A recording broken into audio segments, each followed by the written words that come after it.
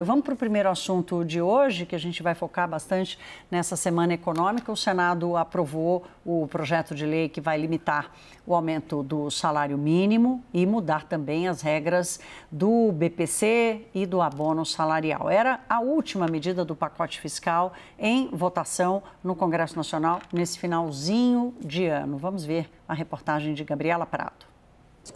Os parlamentares blindaram emendas obrigatórias contra bloqueios, liberaram o pagamento dos supersalários, a não ser que uma nova lei proíba.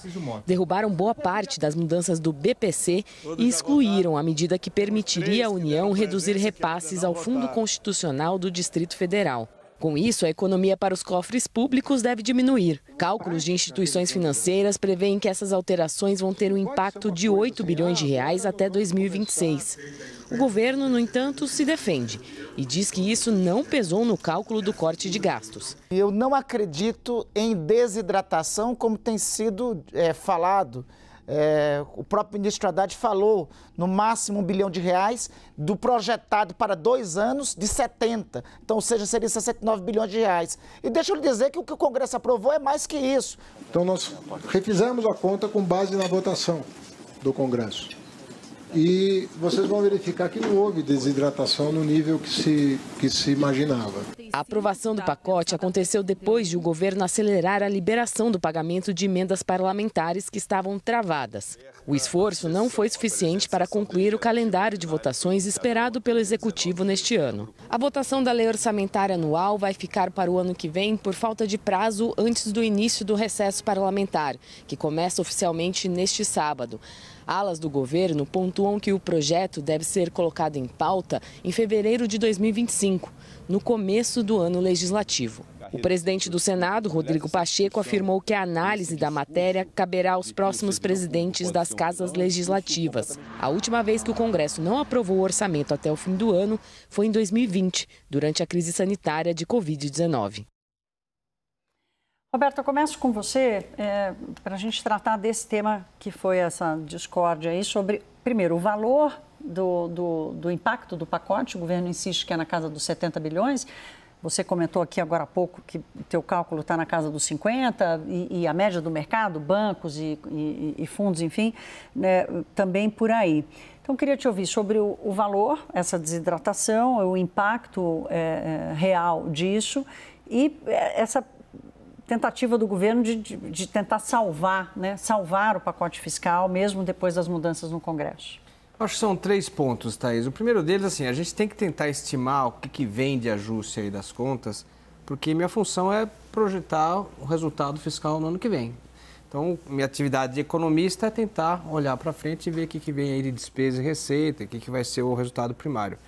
O segundo comentário é que, apesar dessa preocupação nossa de mercado com a poupança que está sendo feita, com o esforço fiscal, tem um tema que está sendo deixado em segundo plano, que é assim, a sustentação do arcabouço fiscal, né? O arcabouço fiscal não conversa com as despesas do Estado, né? Agora, com algumas medidas, como o controle do salário mínimo, a coisa caminha bem.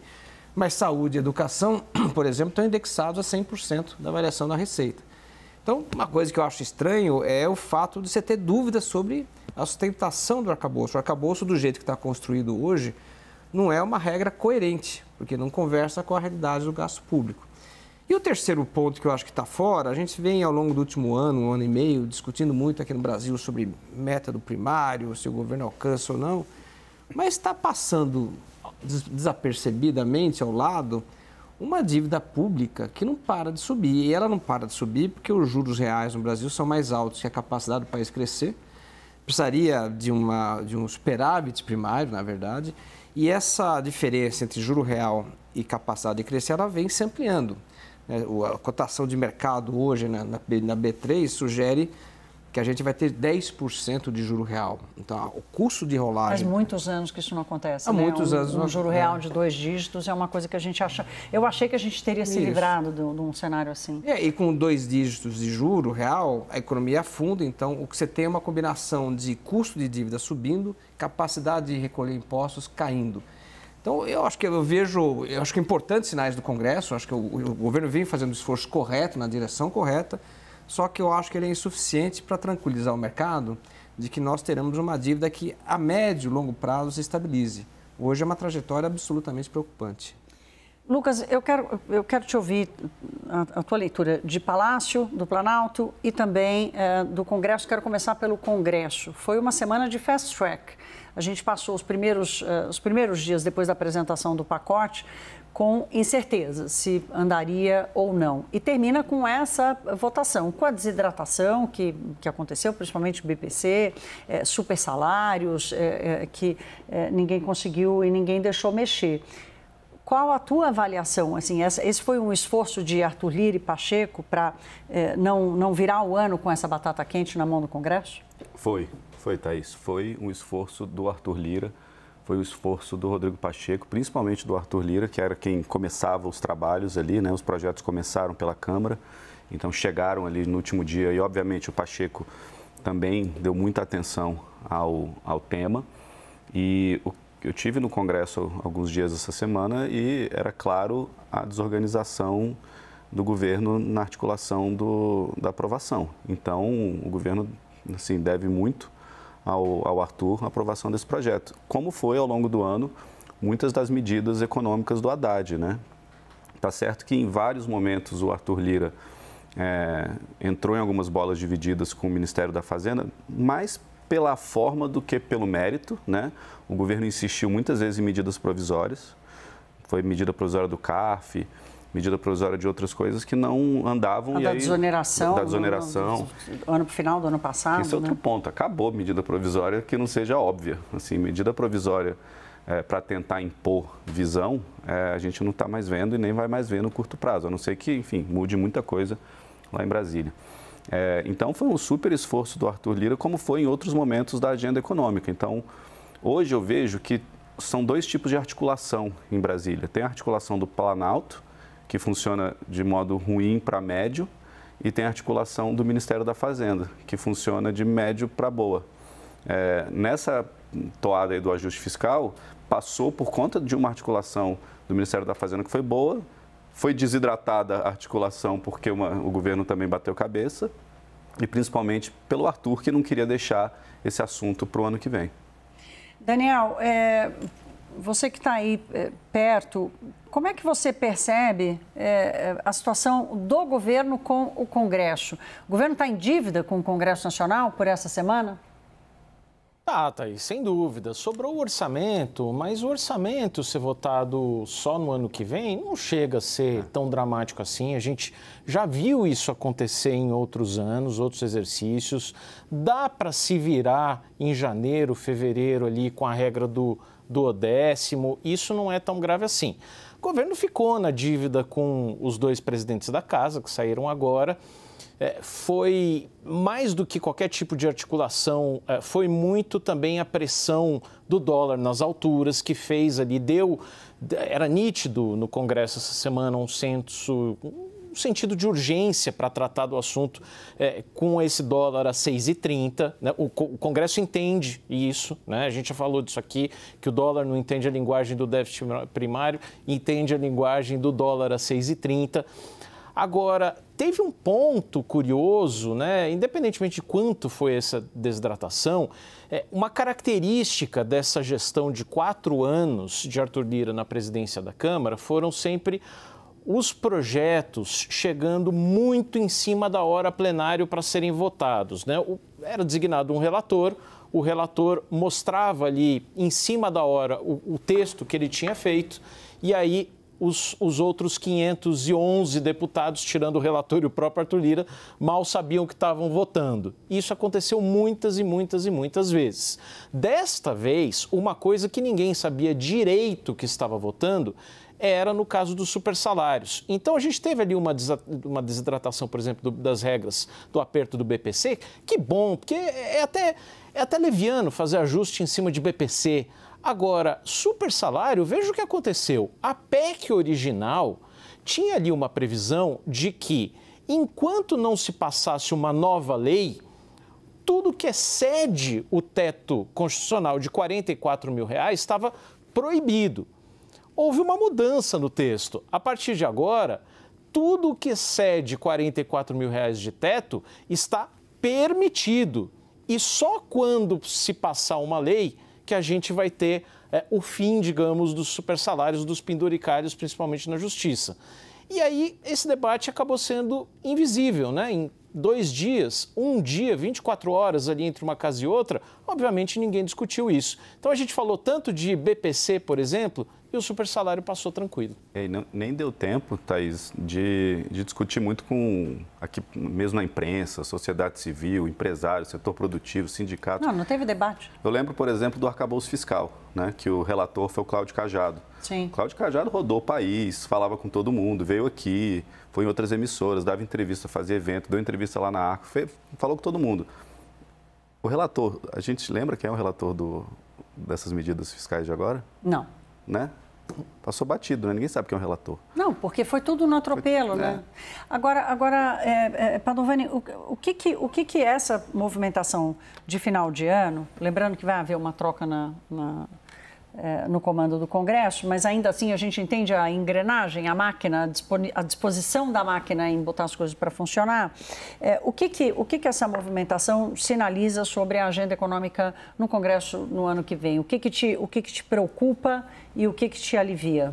Thaís, eu vou te responder assim, qual é o debate no mercado financeiro hoje, né? Tem 2 modelos sendo discutidos. Um modelo é aquele que é o tradicional, né? Você tem um estresse financeiro, isso contrata uma desaceleração econômica, portanto, o ambiente financeiro e econômico piorando, a sociedade fica mais tensa, a avaliação do governo cai, e isso acaba levando a uma reação de executivo e legislativo por medidas que façam a correção do ambiente. Então, essa é a visão otimista. Fala, olha, a gente está aqui, passamos um sufoco esse final de ano, todo mundo vai revisar para baixo o crescimento ano que vem, então a ideia é que o governo, de maneira geral, reaja a isso com medidas de estabilização fiscal mais potentes. A outra versão é assim, não, isso não vai acontecer por 2 motivos. Primeiro porque a economia, assim, o mercado financeiro pode dar uma estabilizada, tem bons motivos para estabilizar um pouco, a gente não vai ter tantas informações novas como o Trump Trade, né, a eleição do Trump, reação do mercado, frustração com o pacote, choque monetário, aconteceu de tudo no 4º tri. Talvez não aconteça tanta coisa, o mercado financeiro está leve, então pode ter uma estabilização. E a economia vai começar 2025 muito aquecida. A gente vai ter uma super safra vindo, mercado de trabalho apertado, a coisa é muito boa. Então, sinceramente, eu estou com essa turma que não vê o governo sob pressão para mudar a agenda econômica. Eu acho que a gente já está num módulo de eleições, aí o Lucas sabe melhor que eu, mas eu acho que o mercado financeiro já está começando a olhar 2026. Eu acho que o anúncio de medidas do Haddad teve um tratamento político-eleitoral que mostra que o governo é sensível ao tema. Portanto, esse é o debate hoje no mercado. Quer dizer, será que temos incentivos para uma correção de rumos? Ou será que a gente já está antecipando o ciclo eleitoral? E ciclos eleitorais, em qualquer democracia, eles são marcados por estímulo fiscal e monetário e não por ajuste fiscal. Claro, é porque teve uma inversão, né, nesse mandato, né? O presidente Lula fez, em vez de ele usar os 2 primeiros anos, Lucas, para fazer a lição de casa, né? Provavelmente, dificilmente, no cenário aqui base do Padovani, dificilmente vai usar os 2 últimos. Aliás, a declaração que ele fez recente foi de dizer que ele plantou nesses 2 primeiros anos e vai colher nos 2 últimos, o que gerou até melancolia em muita gente, para dizer, uau, mas ele vai colher um país com mais inflação, com menos crescimento, exatamente pelo que ele plantou nos 2 primeiros anos. Eu queria te ouvir um pouco, assim, está muito claro que o ônus do desenho dessa agenda é do governo, né? O governo vai ter que tomar conta do desenho dessa agenda. Como é que você enxerga o governo trabalhando no timing da condução disso? O Padovani trouxe aqui os incentivos que não são exatamente lá muita coisa. Thaís, vamos lá. Esse governo, em relação à agenda fiscal e corte de gastos e fazer o que o mercado espera que ele faça, ele não vai fazer porque ele acordou um dia e acha que é o certo, ou porque o Lula um dia acordou e pensou, eu deveria acordar. Vai ser por pressão. Muitas das coisas que esse governo fez até agora, o próprio arcabouço, esse ajuste fiscal que saiu agora, no coração, não era para sair, eles não queriam, fizeram porque foram pressionados, fizeram porque o governo não é puramente do PT, né? É um governo de ampla, de muitas coligações, de muitos partidos, por conta da pressão do dólar. Então, o governo vai agir fiscalmente, se precisar, a depender da reação do mercado. Ponto.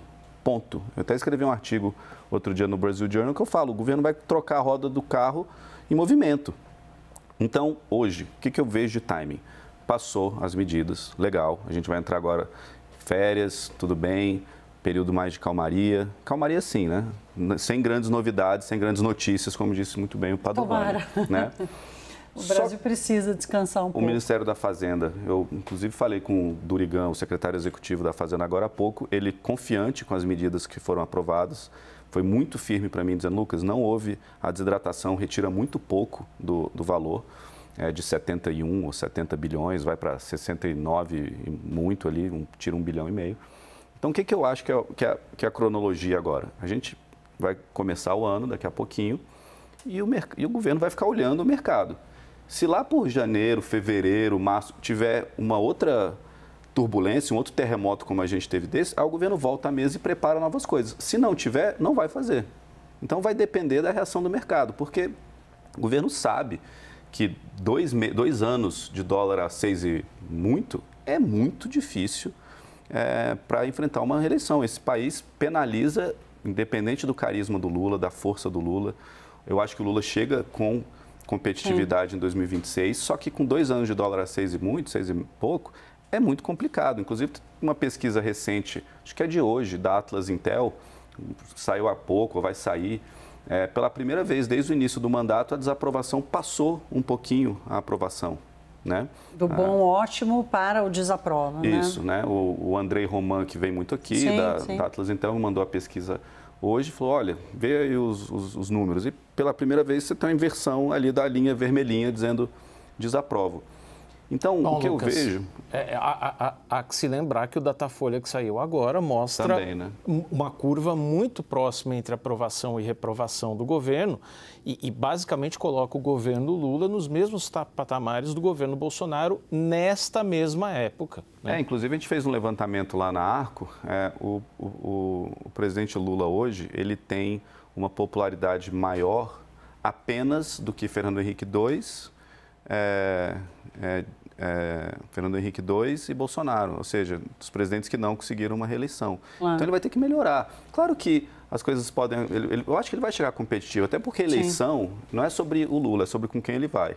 Do mesmo jeito que do outro lado, na centro-direita, na direita, no centrão, eles vão ter que achar um candidato que não é necessariamente sobre eles, é sobre ser menos pior do que o Lula, porque vai ter segundo turno e aí é sobre quem é menos odiado, né? Então vai ser uma eleição competitiva, sem dúvida alguma, só que é uma eleição de risco para o governo, porque a gente está vendo uma popularidade esquisita e essa pauta fiscal, que pode parecer meio abstrata para boa parte da população, déficit, não sei, isso tem impacto na inflação e nada penaliza mais do que a inflação. Olha os Estados Unidos, o Biden no papel, tudo direitinho, tudo bonitinho, crescimento. Mas a inflação que pegou. É a inflação que pegou. Na verdade, é o custo de vida, né? É o custo de vida. É o custo de vida. E que aqui no Brasil, a inflação dos alimentos é que está mais pegando, né?